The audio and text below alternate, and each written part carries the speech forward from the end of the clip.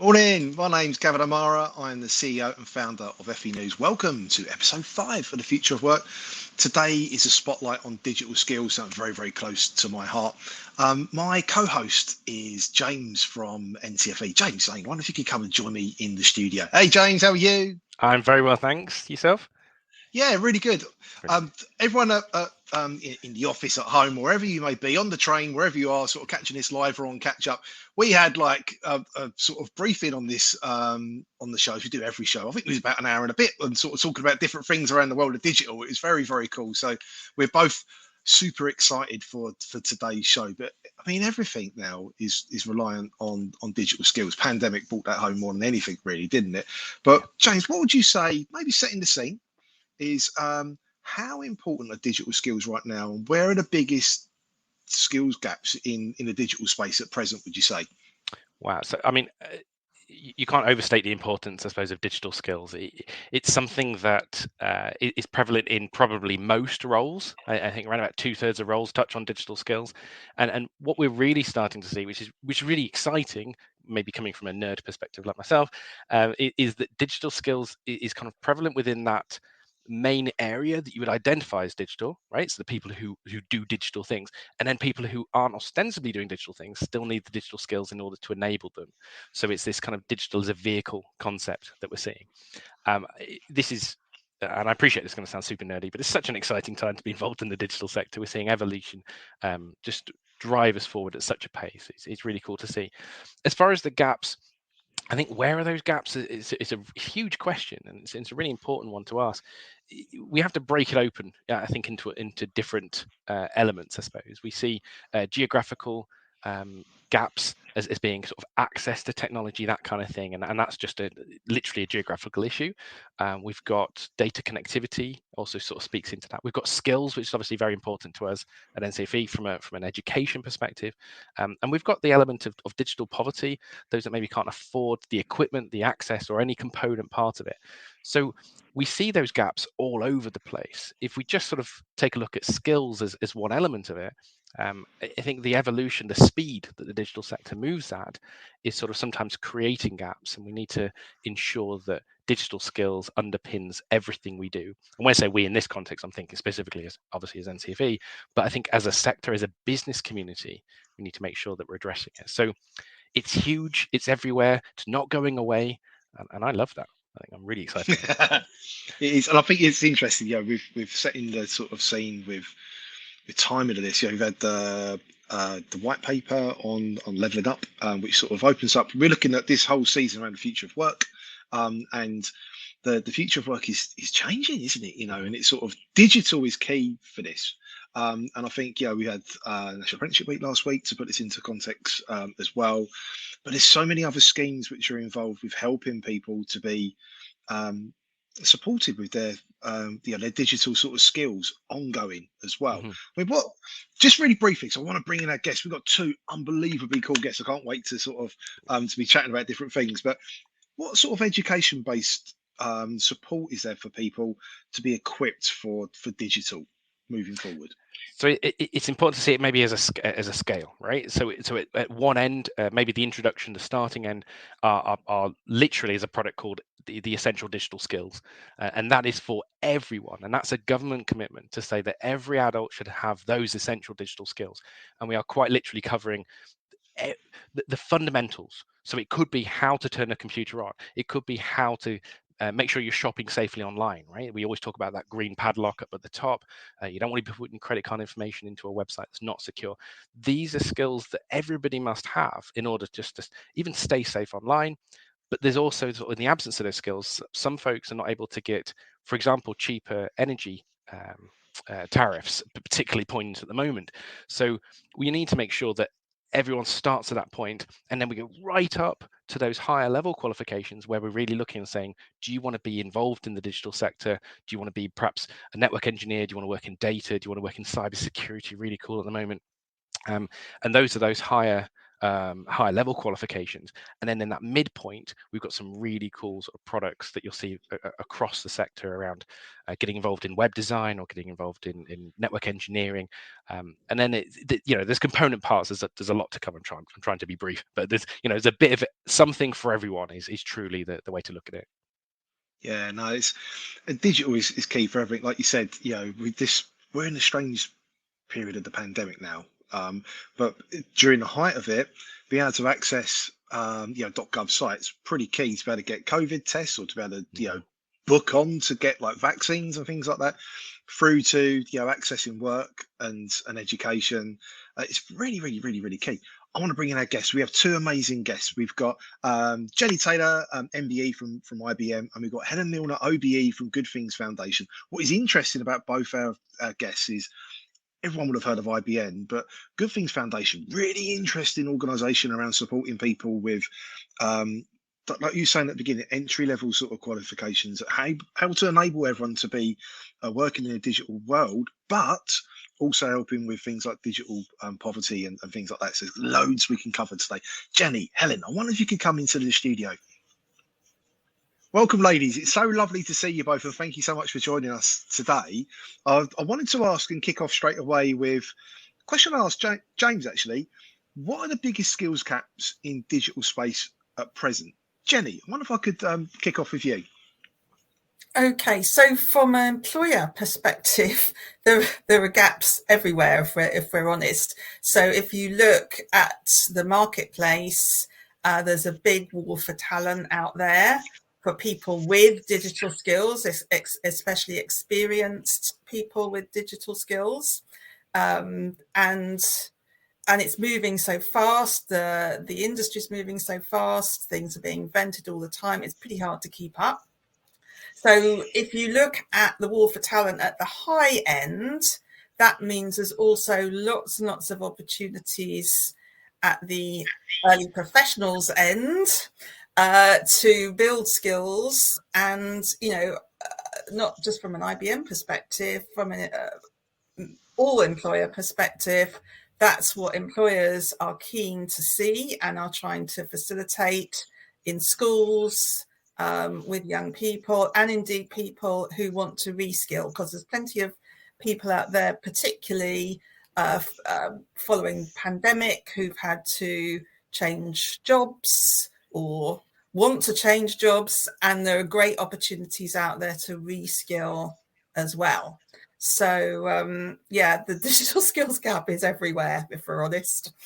Yeah, and it's interesting. We're in the setting. It's a really interesting time to be around at the moment, isn't it? It's the great reshuffle, the great resignation, and a lot of people are moving roles with purpose. It seems to be looking at leveling up, that place doesn't seem to be so important for like 100% of your role. So now you can open up and have a wider field. I just think that's really, really interesting. Helen, I wonder if I could ask you, where do you see right now the biggest sort of digital skills gaps in the digital space at present? Well, as you said, Good Things Foundation, we're a digital inclusion charity working across the UK. So I'm definitely going to focus on that bottom end. Our mission is to fix the digital divide in the UK. So there's 10 million people in this country who lack those very foundation skills, which means that they're not literate in today's society. They can't function in today's society, and some of those are offline. You mentioned the digital poverty piece as well. So we mustn't forget that there are 2 million households who don't have the internet because they can't afford it. And also, a bit like James has said, that we really need to make sure, even in the digital inclusion, exclusion place, we don't think of this as binary. That we come across plenty of young people, for example, who have a smartphone but can only afford data for half of the month. So, they could be a student and they do have the wherewithal to do it, but they just don't have the money to be able to pay for that data. Of that 10 million people who lack the foundation skills, 2.4 million of them are in the workplace today, right? So we have 2.4 million workers who can't send an email, can't log on to Wi-Fi, can't put an attachment on an email. Some of them can't even use devices. The good news is, if there is any good news from the pandemic, is that actually of workers, a huge number have actually gained significant digital skills during the pandemic. There's 6.2 million people within the workforce actually went from not having essential digital skills for work to having essential digital skills for work. So that necessity really did drive that. But I always feel that it means that, classically, as the divide narrows, it deepens. And it's really important to understand that although the people who lack those essential digital skills, who lack that access, are typically older and poorer, is almost 40% of the people who are offline are under the age of 60. Right? So this is still something that absolutely bites hard into the current UK workforce and to future UK workforces as well. Yeah, that's really, really interesting, isn't it? Like, because the pandemic, I'm always trying to see that silver line of what's been a rubbish time. Do you know what I mean? It's been like, really weird time. It's been really horrific for so many people with real tragic sort of health consequences, mental health consequences and stuff like that. I've got 4 kids. It's been a weird education time for them. And it's just like, but we're opening things up with like more and more people, like you said, Helen, with access. And that's a good thing, but there's so many more to go, several million more to go. Jenny, how have you found the pandemic with, I'm thinking of levelling up and people be able to access from different parts of the country to be able to, to be IBMers around the country, around the world. But as Helen said, there's some people who, connectivity has been an issue. Obviously, IBM will be able to fix that for people, but it's also their space. Like all of us looking here have got like beautiful space around them, but some people don't. So how can we sort of progress things with the future of work and connectivity around digital, but also have that digital divide in sort of mind around the future of work as well? Yeah, and we've had to look after our early professionals during the pandemic, very specifically around those points. Everyone's obviously been working at home, wherever that might be. And it might not be home. It might be in a 1-bedroom flat where they're really, they're absolutely on their own. It might be with a large family, but then space is an issue and there's nowhere for them to work or do a meeting privately. There might be internet connections, absolutely. So we've tried to facilitate. We have had some people actually in the office, even though the office has been closed. We've had special permission to get them in so that they can work. And we've had to keep a special eye on it. And it's not easy because, of course, all communication relies on connectivity and instead of face-to-face, and it's much easier to get to the bottom. Sometimes people don't want to admit these things, and that again is difficult. You have to be really sensitive. But we've also continued to run a program for disadvantaged young people through Movement to Work, and we continue to run that online. And the various organisations we work with were able to provide, the technology for people to access it, and it's been really successful. Even though it's a cut down version, we've still been able to give people employability skills and a few basic digital skills. But access is an issue, and we are always cognizant of that in our recruitment process. So we don't, for example, have super techie online assessment centres. We keep it as basic as we possibly can. So there's no, things where you need high bandwidth or anything like that. It's really, really basic connectivity. And that's very important because we're very committed to inclusivity at all levels. So levelling up is a key focus for us. Yes.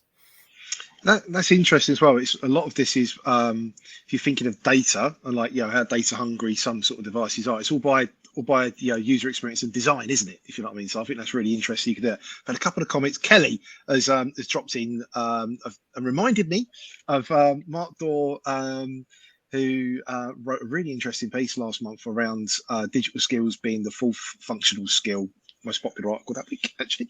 And Janet has come in to follow up on what you was mentioning there as well, Helen, around over 60s and digital inclusion programs.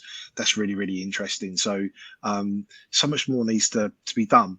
James, I wonder if I could hand over, or maybe bring you in on what solutions are available. It's interesting because you've got a heart for digital and creative, do you know what I mean? But also, you work in an education charity and also an awarding organisation, right? What solutions are there to help people with these digital skills gaps, really?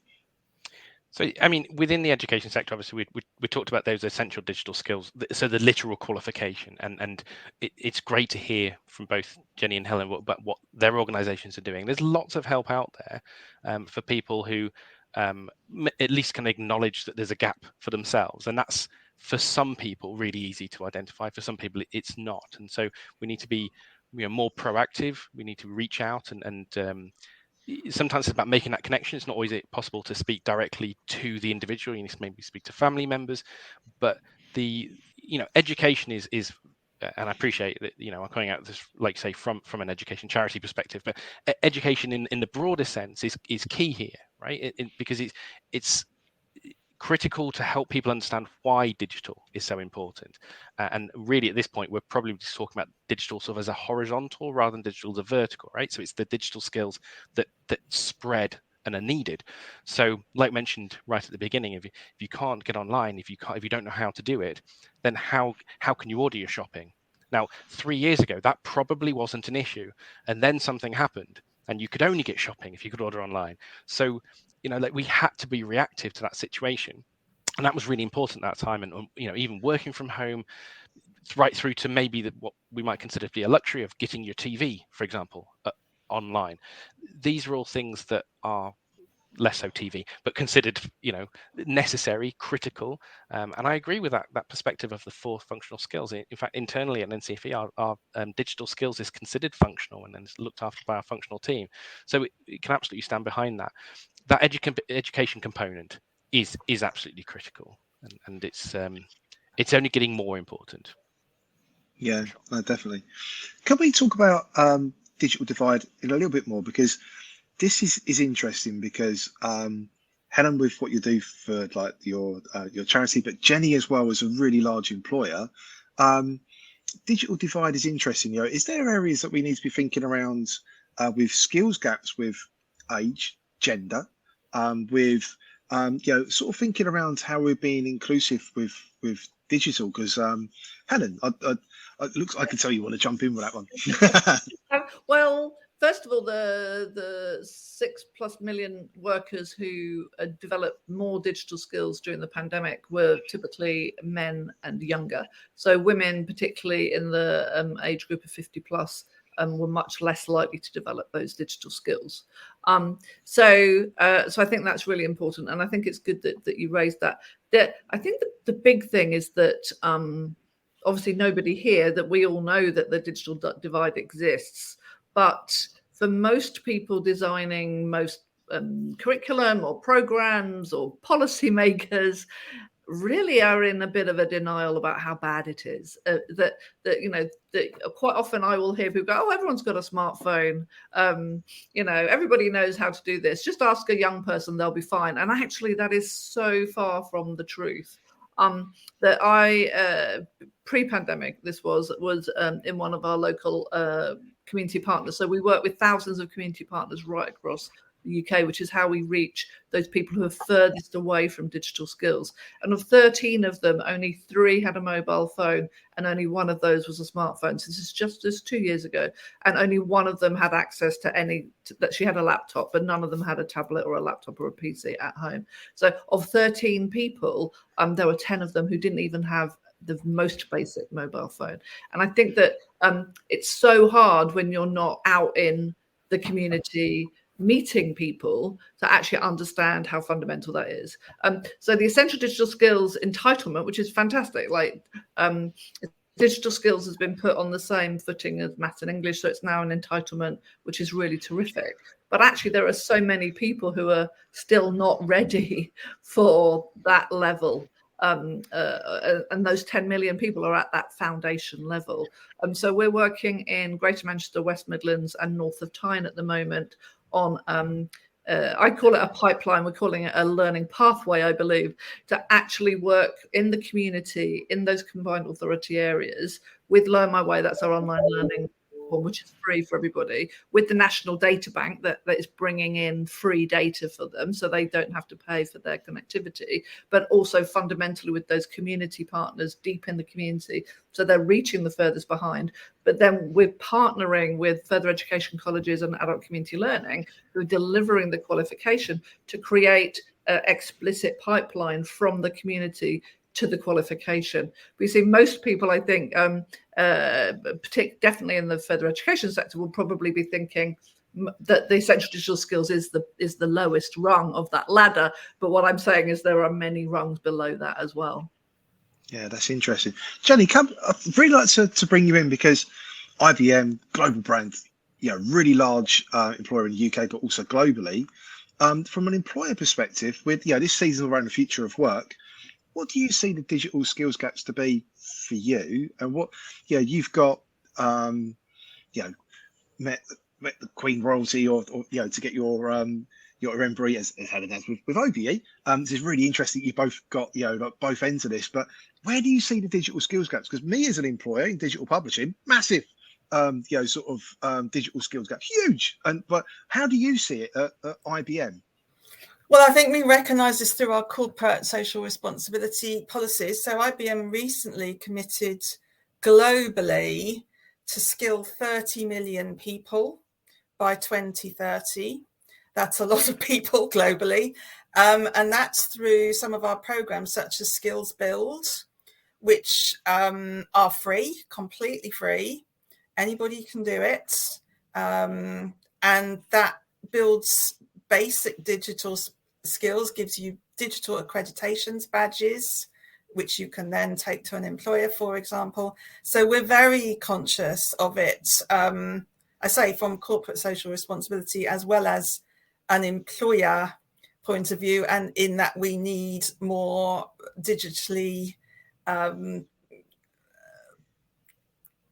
educated people in our business. But I would say also, I'm an early professionals manager, and my MBE was for my work with apprenticeships, that apprenticeships are the key. They are absolutely the key. So we recommend an apprenticeship to anyone and everyone, whatever age they are, whether they're straight from school or whether they're mid-career and they need to reskill. Because the thing about apprenticeships, and we're on FE News, so I think I'm speaking to the converted here, is the on-the-job element of apprenticeships, 80% on the job. And that means that you are learning the relevant skills from day one. And whatever those relevant skills might be. And of course, in digital, they are changing, I would say, almost by the day. So it doesn't mean that you have to develop qualifications and change a curriculum every 5 minutes, because apprenticeship standards are wide ranging, and you can choose one that meets your needs, and that will fit even if technology changes, because they're written in such a way that they're not so specific. So yeah, apprenticeships, and even more apprenticeships, but that's still a story that needs to get out to the schools of this country, and people need to stop thinking about them as sort of second class and people only doing manual things, and all those sorts of stories which go around with parents and careers advisors and all of those things. For me, apprenticeships are the number one choice. So I would recommend an apprenticeship now. And bearing in mind, I started as a graduate employer manager. I would recommend that above going to university, unless you want to go to university for a specific academic purpose. Thinking about schools, though, Jenny, I'd like to bring in. I 100% agree. You are completely talking to the converted. For schools is interesting. This had National Apprenticeship Week.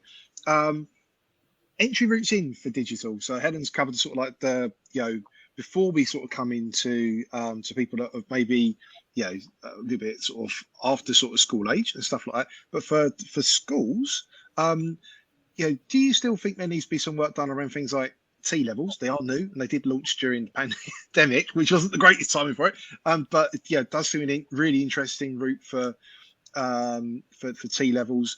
The traineeships. There's so many new schemes that are going on. How have you sort of found those as an employer? With IBM. Yeah, well, we did make a major contribution to the development of T levels in the first place, and we have been piloting T levels in a small way because, of course, the pandemic has meant that we can't have people in the office to do the work experience. But we still managed to do some online T level type work, which is great. So they are key, yes. But I'd also say that, a level 3 apprenticeship, you don't necessarily need to have had any technical education before. Well, you don't, because we can train you, level 3 and level 4, actually, we can train you from scratch because it is the on-the-job day-to-day work that is the training. It's not necessarily academic type training. So yeah. Which is the thing you don't get with university, isn't it? You're able to write really good essays and reports, but unless you do that for a job, then what's the? Well, we still have to train graduates. We recruit graduates. Obviously, we do a blended mix, but we still have to train them in the same way as we train apprentices. So why wouldn't you start earlier, straight from school, and get those skills at 18, 19 years old? And then you'll find your trajectory in the workplace goes poof. And graduates, having had, the benefit of a university education, which is great, of course, still have to start at that same point effectively on the job, because you can't replicate that at university. So no, definitely. We nearly getting out of time. James, you want to jump in? Just pick up on a really important point there that I absolutely agree. I think the qualifications that a young person or any student does, it needs to be a route to employment ultimately, right? And so, whether they go A levels, T levels, apprenticeship, whether they go into higher education, whether they're going to work, it's got to be the right path for them. And I absolutely agree. I think apprenticeships are brilliant. The same apprenticeship standards underpin the T levels. So obviously, I work specifically on the digital business service and the digital support services T levels. So it's all about preparation for work. And so we do a lot of work with providers to make sure that the students, whichever pathway they go, it's chosen for them. And I think one of the really cool things in simplicity about T levels is it kind of flips that apprenticeship model. So instead of being 80-20, it's 20-80 on the T levels. So you're still getting that industry placement that Jenny mentioned, the work experience, but they're also getting a lot of theory as well. So it's right for some students. Apprenticeships are right for some students. University is right for some students, and it's working with providers to understand how they communicate that difference to students. So ultimately, we get the students into the workplace as quickly but efficiently as possible. So not just speed, but like getting them to where they want to be. So that's certainly what we focus on for our qualifications. It's about routes to work, routes to the workforce. Yeah, that's really interesting. And Helen would be able to explain all sorts of things around what we could do with adults with continual learning. We're out of time. I want to ask one more. I had about 15 more questions. One of them could have been about 3 hours we're going to talk about anyway. But with every one of these episodes, we've always asked questions. If you could dream big, what would you want to see for the future of work and digital? Helen, what would you want to see? Well, obviously, I want to fix the digital divide once and for all. We definitely can do it. We know how to do it. We just need to put our back into it. And as part of that, we want there to be a place in every community, town and city where people can get help to use the internet. We already work with thousands, but we want to work with thousands more. So actually growing that network. So if anyone's listening and wants to join the network at Good Things Foundation, then please do come along for the ride and help us to fix that digital divide. Thank you, Helen. Jenny, what would you want to see? If you could dream big for the future of work and digital, what would you want to see? Well, it's everything that Helen said, isn't it? It's accessibility for everybody and equal opportunity for everybody, because that's what employers want. There are brilliant people out there in every city, town, village in this country, and we want to reach them. The difficulty is always in reaching them. Yeah, no, definitely. James, what would you want to see?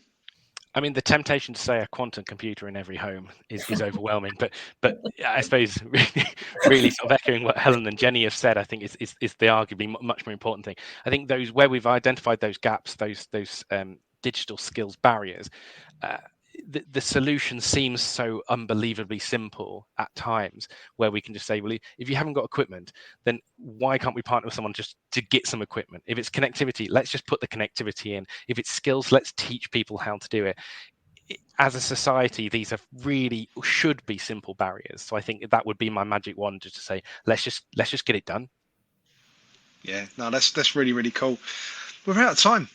For me, if I was to dream big and go over because I can, I think it's both things really. I think it's getting those foundational sort of skills ready for people that are in school now, because not everyone who's in school is naturally good at digital skills, and to build and to have as we can have those foundations in place so people can upskill, reskill, and continue. Digital, like you said, James, right at the very get-go, isn't going away. It's very much here. I don't see the rise of analog and the drop of digital, put it that way. And at the same time, I think for helping adults to be able to then have that continual sort of development opportunities to be able to help those with access, be that those didn't have a good experience at school, how do we open that up? I think it's interesting. There's so many different ways we could go with this. I mean, this could be like a whole day sort of chat, really. But I just wanted to say thank you, everyone, for joining us today. Thank you, audience, for getting involved. Thank you, Janet, for dropping in the point about how are you helping people, 60 plus, which is brilliant. Thank you, everyone, for joining us today. This is a total, collaboration between FE News and NCFE. So James, thank you for hosting this with me today. Sam, thank you so much for putting this all together. Lindsay, Team FE News, Leah, thank you. Finley, Kelly, thank you so much, everyone, for bringing this and putting this all together. See you next week for the last episode in the season. It's gone so fast. Thank you, everyone, for joining us today when we're exploring all things digital, and hopefully that's inspired you and wanted you to sort of look to new things to do in the future. And we'll see you really soon. Thank you, everyone. Thanks. Bye. Bye.